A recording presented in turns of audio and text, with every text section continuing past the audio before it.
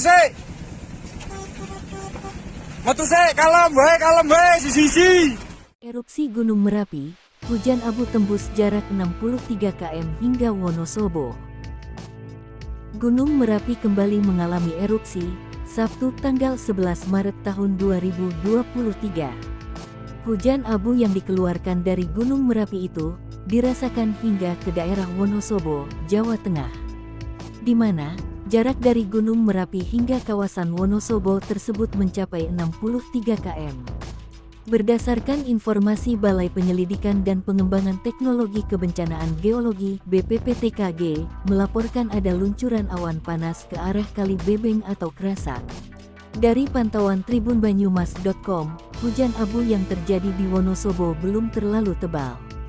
Menurut Cindy Dwi, warga Kelurahan Wonosobo Timur, Kecamatan Wonosobo, mengatakan, pertama kali tahu adanya hujan abu dari sosial media yang ramai membahas erupsi Gunung Merapi. Hujan abu yang terjadi di Wonosobo mulai dirasakan masyarakat sekitar kurang lebih pukul 15 waktu Indonesia Barat. Hujan abu masih berlangsung sampai berita ini ditulis. Sementara itu kondisi cuaca di Wonosobo saat ini dalam kondisi mendung, dan masyarakat masih beraktivitas seperti biasa.